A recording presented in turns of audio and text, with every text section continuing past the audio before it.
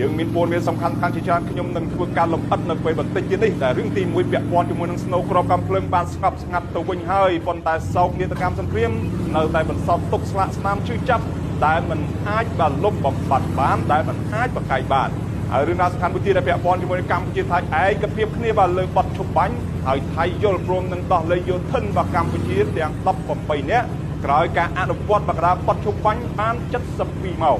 ហើយរឿងរ៉ាវសំខាន់មួយទៀតដែលពាក់ព័ន្ធជាមួយនឹងអ្នកតាមដានស្ថានភាពនយោបាយសង្គមបានអះអាងថាបត់ឈប់បាញ់កម្ពុជាថៃបានមានលក្ខណៈល្អប្រសើរប៉ុន្តែកម្ពុជាក៏មិនត្រូវបោះបង់ការត្រៀមខ្លួនទប់ទល់នោះដែរ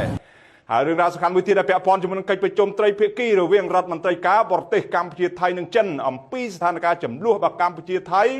បាទត្រៀមធ្វើឡើងបាទនៅក្នុងបាទនៅប្រទេសចិនបាទនៅថ្ងៃស្អែកនេះតែម្ដងហើយយើងនឹងមានបាទរឿងរ៉ាវសំខាន់ៗជាច្រើនទៀតបាទនៅក្នុងកម្មវិធីស្ថានភាពបច្ចុប្បន្នរវាងបាទកម្ពុជានិងថៃបាទឥឡូវនេះយើងក៏មកមើលបាទរឿងរ៉ាវសំខាន់បាទជាដំបូងដែលពាក់ព័ន្ធជាមួយនឹងស្នូក្របកំភ្លើងបានស្ងប់ស្ងាត់ទៅវិញហើយបាទប៉ុន្តែសោកនាដកម្មសង្គ្រាមនៅតែបន្សល់ទុកស្លាកស្នាមឈឺចាប់ដែលមិនអាចលុបបំបាត់បានដែលមិនអាចបកកាយបាននោះទេ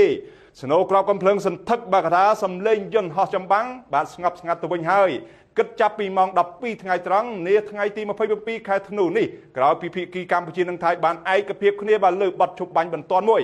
និងបន្តតាមដានយ៉ាងយកចិត្តទុកដាក់បាទក្នុងរយៈពេល72ម៉ោងបាទក្រោយបាទពីមានបទឈប់បាញ់នេះ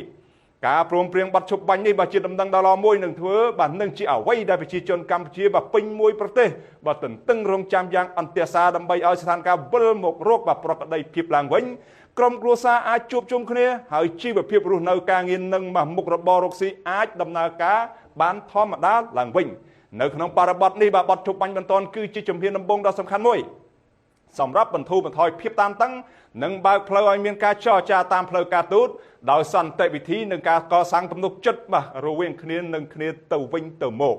ប្រជាជនទាំងពីរប្រទេសមិនមែនជាសត្រូវនឹងគ្នាទេប៉ុន្តែសុទ្ធសឹងតែជាជនរងគ្រោះបាទនៃចំនួនប្រដាប់អាវុធនេះដែលនាំមកនៅតែការបាត់បង់ជីវិតនិងរងទុក្ខវេទនាទាំងសងខាង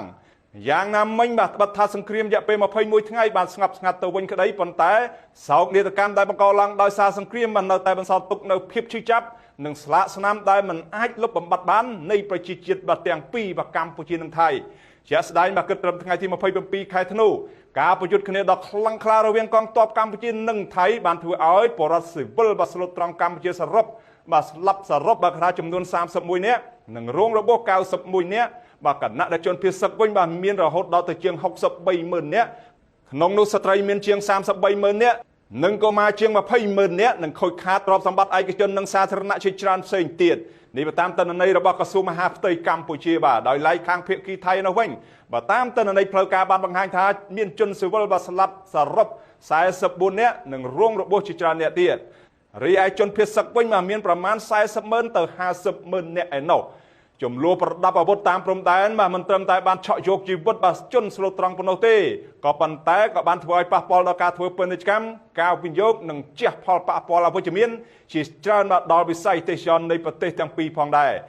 ចំនួនប្រដាប់អាវុធបានបង្ហាញយ៉ាងច្បាស់ថាសង្គ្រាមមិនអាចជាដំណោះស្រាយនៃបញ្ហាបានឡើយមានតែការសន្ទនាការគោរពច្បាប់អន្តរជាតិនិងការរួមរស់ដោយសន្តិភាពប៉ុណ្ណោះដែលអាចធានាបាននូវអនាគតដ៏មានស្ថិរភាពសុវត្ថិភាពនិងការរីកចម្រើនរួមសម្រាប់ប្រទេសជាតិនិងតំបន់ទាំងមូលផងដែរបាទឥឡូវនេះយើងក៏លេចមកមើលបាទរឿងរ៉ាវសំខាន់ជាបន្តទៀតដែលពាក់ព័ន្ធជាមួយនឹងកម្ពុជាថៃឯកភាពបាទលើបទឈប់បាញ់ហើយថៃយល់ព្រមនឹងដោះលែងយោធិនកម្ពុជាចំនួន18នាក់ក្រោយការអនុវត្តបទឈប់បាញ់បាន72ម៉ោងប្រទេសកម្ពុជានិងថៃបានឯកភាពគ្នាបាទលើបទឈប់បាញ់គិតចាប់តាំងពីម៉ោង12ថ្ងៃត្រង់បាទថ្ងៃទី27ខែធ្នូដោយកំណត់បាទរយៈពេល72ម៉ោងដើម្បីតាមដានការអនុវត្តបាទយ៉ាងយកចិត្តទុកដាក់បំផុតលើសពីនេះទៅទៀតបាទភាគីថៃបានយល់ព្រមបាទបញ្ជូនយោធិនកម្ពុជាចំនួន18រូបដែលពួកគេចាប់និងឃុំខ្លួនដោយខុសច្បាប់អស់រយៈពេលជាង150ថ្ងៃកន្លងមកនេះឲ្យត្រឡប់មកប្រទេសកំណើតវិញប្រសិនបើបទឈប់បាញ់ត្រូវបានអនុវត្តពេញលេញនៅក្នុងរយៈពេល72ម៉ោងនេះបើយោងតាមសេចក្តីថ្លែងការណ៍រួមរវាងកម្ពុជានិងថៃដែលបានចុះហត្ថលេខាដោយអាដាមនាយឧត្តមសេនីយ៍បាទីសីហាឧបនាយករដ្ឋមន្ត្រីក្រសួងការពារជាតិកម្ពុជានិងរដ្ឋមន្ត្រីក្រសួងការពារជាតិថៃលោកណដ្ឋផនបាទណផានិតនៅក្នុងកិច្ចប្រជុំគណៈកម្មាធិការព្រំដែនទូទៅកម្ពុជាថៃនៅច្រកទ្វារបាទព្រំដែនអន្តរជាតិព្រំខេត្តបៃលិនប្រទេសកម្ពុជានិងបានបាក់កាត់បាទខេត្តចន្ទបុរីបាទប្រទេសថៃកាលពីព្រឹកថ្ងៃទី27ខែធ្នូនេះ នៅក្នុងសេចក្តីថ្លែងការណ៍រួមនោះបាទភាគីកម្ពុជានិងថៃបានឯកភាពគ្នាលើលក្ខខណ្ឌបាននឹងវិធានការកាត់បន្ថយភាពតានតឹងបាទចំនួន16ចំណុចដោយនៅក្នុងនោះបានគូបញ្ជាក់អំពីការអនុវត្តបទឈប់បាញ់រវាងភាគីទាំងពីរដោយត្រូវជៀសវាងបាទការផ្ទុះអាវុធដោយគ្មានមូលហេតុឬធ្វើសកម្មភាពបាទរុលទៅមុខឬចល័តកំឡុងបាទកថាទៅលើទីតាំងឬកងកម្លាំងរបស់ភាគីម្ខាងទៀតហើយទោះស្ថិតនៅក្នុងកលៈទេសៈណាក៏ដោយភាគីទាំងពីរបាទមិនត្រូវបំពានកិច្ចព្រមព្រៀងនេះជាដាច់ខាតបន្ថែមពីលើនេះបាទត្រូវរក្សាការឈរជើងបាននៃកងកម្លាំងរបស់ខ្លួននៅបាទទីតាំងបច្ចុប្បន្នដោយមិនត្រូវធ្វើសកម្មភាពចល័តកងកម្លាំងបន្ថែមនិងមិនត្រូវដើរល្បាតចូលទៅទីតាំងរបស់ភាគីម្ខាងទៀតនោះទេបើយោងតាមសេចក្តីថ្លែងការណ៍រួមខាងលើនេះបាទភាគីទាំងពីរបាទឯកភាពអនុញ្ញាតឲ្យជនស៊ីវិលបាទរស់នៅក្នុងតំបន់ព្រំដែនដែលរងផលប៉ះពាល់ត្រឡប់ទៅផ្ទះសម្បែងវិញនិងប្រកបជីវភាពរស់នៅធម្មតារបស់ពួកគេវិញបាទក្នុងពេលឆាប់បំផុតដោយគ្មានការរារាំងនិងដោយមានសុវត្ថិភាពនិងសេចក្តីថ្លៃថ្នូរនៅក្នុងតំបន់រៀងខ្លួនជាមួយគ្នានេះបាទភាគីទាំងពីរបានឯកភាពគ្នាមិនប្រព្រឹត្តសកម្មភាពបង្កហេតុណាមួយដែលអាចនាំឲ្យមានភាពតានតឹងដោយរួមបញ្ចូលទាំងសកម្មភាពយោធាចូលក្នុងដែនអាកាសនិងបូរណភាពទឹកដីឬទីតាំងរបស់ភាគីម្ខាងទៀតនោះទេជាមួយគ្នានេះបាទភាគីទាំងពីរបានឯកភាពគ្នាជៀសវាងការចែកចាយព័ត៌មានមិនពិតឬព័ត៌មានคล้ายៗដើម្បីកាត់បន្ថយភាពតានតឹងកាត់បន្ថយសាធារណមតិអវិជ្ជមាននិងលើកកម្ពស់បរិយាកាសអំណោយផលសម្រាប់កិច្ចសន្ទនាដោយសន្តិវិធីសេចក្តីថ្លែងការណ៍រួមខាងលើនេះបានសង្កត់ធ្ងន់ទៀតថារាល់ការព្រមព្រៀងបាក្រមសេចក្តីប្រកាសរួមនេះមិនត្រូវធ្វើឲ្យប៉ះពាល់ដល់ការខ័ណ្ឌសីមាព្រំដែននិងព្រំដែនអន្តរជាតិរវាងប្រទេសទាំងពីរនោះទេដោយភាគីទាំងពីរឯកភាពគ្នាប្រកល់ទូនាទីឲ្យគណៈកម្មការចម្រុះព្រំដែនបន្តអនុវត្តការងារវាស់វែងនិងខ័ណ្ឌសីមាព្រំដែនឲ្យបានឆាប់រហ័សបំផុតស្របតាមកិច្ចព្រមព្រៀងដែលមានស្រាប់រវាងប្រទេសទាំងពីរដើម្បីសម្រេចបាននូវសន្តិភាពយូរអង្វែងតាមបណ្ដោយព្រំដែនដើម្បីធានាការអនុវត្តប្រកបដោយប្រសិទ្ធភាពភាគីទាំងពីរយល់ព្រមប្រើប្រាស់អង្គភាពសម្របសម្រួលព្រំដែនកម្ពុជាថៃនិងថៃកម្ពុជាដើម្បីធានាថាបទឈប់បាញ់នឹងត្រូវអនុវត្តឲ្យបានគ្រប់គ្រងស្ថានភាពបាននៅនឹងកន្លែងដោះស្រាយឧបទ្ទវហេតុបានទាន់ពេលវេលានិងទប់ស្កាត់ការយល់ច្រឡំមកក្រោមការសង្កេតនិងការផ្ទៀងផ្ទាត់របស់ក្រុមអ្នកសង្កេតការអាស៊ានផងដែរកម្ពុជានិងថៃបានបញ្ជាក់ជាថ្មីអំពីការបដិញ្ញាចិត្តយ៉ាងមុតមាំក្នុងការជៀសវាងបាការគំរាមកំហែងឬការប្រើប្រាស់កម្លាំងការដោះស្រាយបាការចំនួនដោយសន្តិវិធីនិងការគោរពព្រំដែនអន្តរជាតិនិងច្បាប់អន្តរជាតិដើម្បីលើកកម្ពស់សន្តិភាពសន្តិសុខស្ថិរភាពនិងវិបុលភាពនៅក្នុងតំបន់ដោយផ្អែកលើការគោរពគ្នាទៅវិញទៅមកចំពោះឯករាជ្យភាពអធិបតេយ្យភាពបូរណភាពទឹកដីនិងអត្តសញ្ញាណជាតិរបស់ប្រទេសរៀងខ្លួនតែម្ដងបាទឥឡូវនេះយើងក៏លេចមកមើលបាទរឿងរ៉ាវសំខាន់ជាបន្តទៀតដែលពាក់ព័ន្ធជាមួយនឹងអ្នកតាមដានស្ថានភាពនយោបាយសង្គមថាបទឈប់បាញ់កម្ពុជាថៃមានលក្ខណៈល្អប្រសើរប៉ុន្តែកម្ពុជាក៏មិនត្រូវបោះបង់ការត្រៀមខ្លួនទប់ទល់នោះដែរ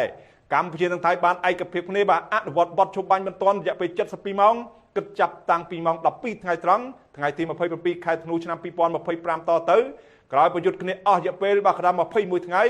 ដោយរយៈពេលបទឈប់បាញ់នេះត្រូវបានស្នើឡើងដោយនាយករដ្ឋមន្ត្រីបាទចាំផ្ទះបាទថៃលោកអនុទិនបាទឆានវិរៈគុលជាមួយនឹងបញ្ហានេះបាទអ្នកតាមដានស្ថានភាពសង្គមបង្ហាញពីការសាទរចំពោះការសម្រេចបាននៅបទឈប់បាញ់នេះប៉ុន្តែក៏នៅមានបាទក្តីបារម្ភនឹងការស្នើឲ្យកងកម្លាំងកម្ពុជាត្រូវមានបាទការប្រុងប្រយ័ត្នខ្ពស់និងត្រៀមខ្លួនជាប្រចាំដើម្បីត្រៀមបាទឆ្លើយតបនឹងអរិភាពណាមួយដែលអាចកើតមានឡើងជាយថាហេតុជាមួយនឹងបញ្ហានេះបាទលោកបណ្ឌិតជ័យតិចបាទអ្នកស្រាវជ្រាវការអភិវឌ្ឍសង្គមនិងសេដ្ឋកិច្ចបានចាត់ទុកលទ្ធផលនៃការចុះហត្ថលេខាលើសេចក្តីប្រកាសរួមរបស់គណៈកម្មាធិការព្រំដែនទូទៅបាទ GBC គឺមានលក្ខណៈល្អប្រសើរសម្រាប់ភាគីទាំងពីរក្នុងការបញ្ឈប់ការប្រយុទ្ធគ្នានិងអនុញ្ញាតឲ្យទាហានកម្ពុជាទាំង18រូបដែលថៃបានចាប់ខ្លួនទៅអាចវិលត្រឡប់មកកាន់ប្រទេសកម្ពុជាវិញបើសិនបទឈប់បាញ់បាទរយៈពេល72ម៉ោងនេះអនុវត្តដោយប្រសិទ្ធភាពនោះប៉ុន្តែអ្នកជំនាញរូបនេះយល់ឃើញថាកម្ពុជាក៏មិនអាចទុកចិត្តបានលើភាគីថៃទាំងស្រុងនោះដែរត្បិតកិច្ចព្រមព្រៀងនេះក៏មានចែងអំពីកាតព្វកិច្ចនៃការអនុវត្តអនុសញ្ញាអូតាវ៉ាដែលកន្លងមកភាគីថៃតែងតែយកលេសលើបញ្ហាមីនដើម្បីបង្កអរិភាពជាមួយនឹងប្រទេសកម្ពុជាដដែ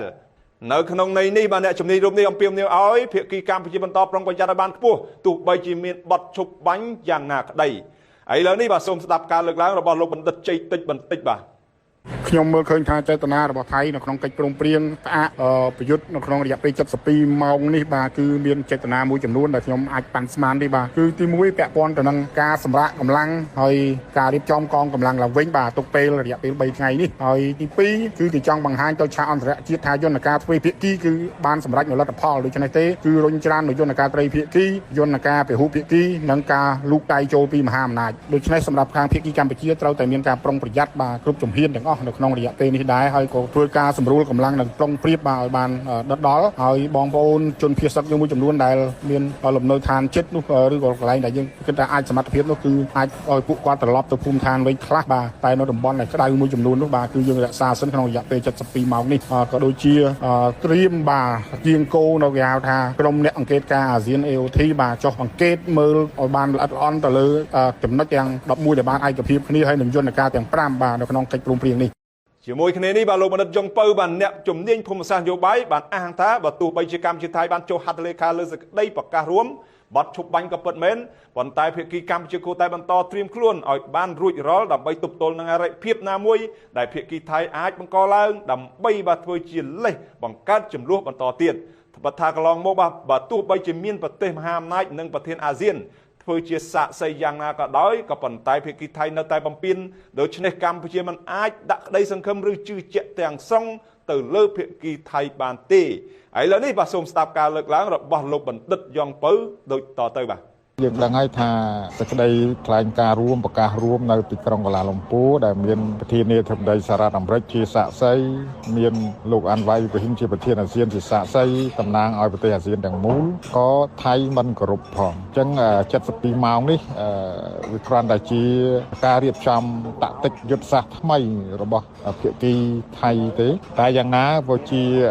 ចំណែកមួយដែលយើងអាចរងចាំមើលថាយ៉ាងហោចណាស់ឲ្យមានការដោះដូរបញ្ជូនវីរយុទ្ធជនយើងទាំង18នាក់មកវិញតាមការសន្យានៅក្នុង72ម៉ោងនេះបាទហើយខ្ញុំគិតថាយើងកម្ពុជាត្រូវតែត្រៀមគ្រប់សេណារីយ៉ូតាក់ទិកដែលយើងបានដឹងរួចជាស្រេចថាថៃតែងតែប្រព្រឹត្តបំពានបង្កើតលេសយ៉ាងហោចណាស់គាត់បង្កើតលេសឲ្យទៅហ៊ានដើរទៅជន់មីនឬក៏ជន់អ្វីគ្រឿងផ្ទុះអ្វីមួយគាត់ចោទថាកម្ពុជាបង្កទៅទុះវិញដដែលអានេះយើងបានគិតសេណារីយ៉ូនឹងទុករួចស្រេចទៅហើយគួរជម្រាបផងដែរថាបាទតាមរយៈសេចក្តីថ្លែងការណ៍រួមនៃកិច្ចប្រជុំពិសេសបាទលើកទី3នៃគណៈកម្មាធិការព្រំដែនទូតទៅកម្ពុជាថៃ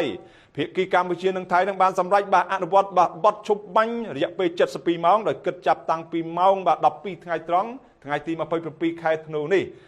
ក្រោយរយៈពេល72ម៉ោងបញ្ចប់បាទភាគីថៃនឹងអាចដោះលែងបាទទាហានកម្ពុជាទាំង18នាក់ដែលថៃចាប់យកទៅឲ្យត្រឡប់មកកាន់ប្រទេសកម្ពុជាវិញផងដែរនេះបញ្យល់តាមការបញ្ជាក់របស់អាដាមទាសីហាឧបនាយករដ្ឋមន្ត្រីក្រសួងការពារជាតិកម្ពុជា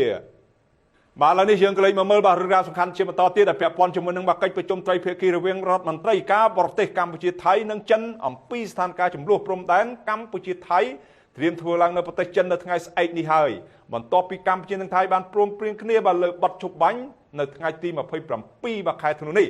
អាដាមបនាយករដ្ឋមន្ត្រីបាទប្រាក់សុខុនបាទរដ្ឋមន្ត្រីក្រសួងការបរទេសនិងសហប្រតិបត្តិការអន្តរជាតិបានដឹកនាំគណៈប្រតិភូកម្ពុជាទៅចូលរួមកិច្ចប្រជុំត្រីភាគីរវាងកម្ពុជាថៃនិងចិនដើម្បីពិភាក្សាអំពីការវិវត្តថ្មីៗនៃស្ថានភាពចំនួនព្រំដែនរវាងកម្ពុជានិងថៃចន្លោះពីថ្ងៃទី28-29បាទខែធ្នូឆ្នាំ2025នេះនៅខេត្តយូណានប្រទេសចិនតបតាមការអញ្ជើញរបស់លោកវ៉ាងយីរដ្ឋមន្ត្រីក្រសួងការបរទេសចិនកិច្ចប្រជុំនេះធ្វើឡើងនៅក្នុងគោលបំណងសម្របសម្រួលការផ្លាស់ប្ដូរយោបល់ប្រកបដោយការស្ថាបនានិងភាពស្មោះត្រង់ស្ដីពីស្ថានភាពបច្ចុប្បន្នរវាងកម្ពុជានិងថៃ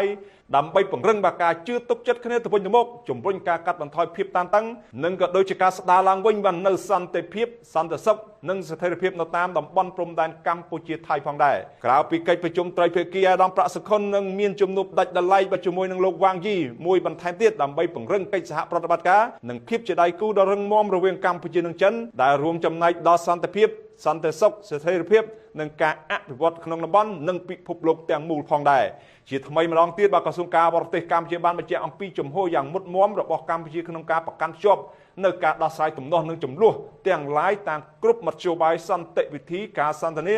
និងផ្លូវការទូតស្របតាមច្បាប់អន្តរជាតិធម្មនុញ្ញអង្គការសហប្រជាជាតិនិងធម្មនុញ្ញអាស៊ាន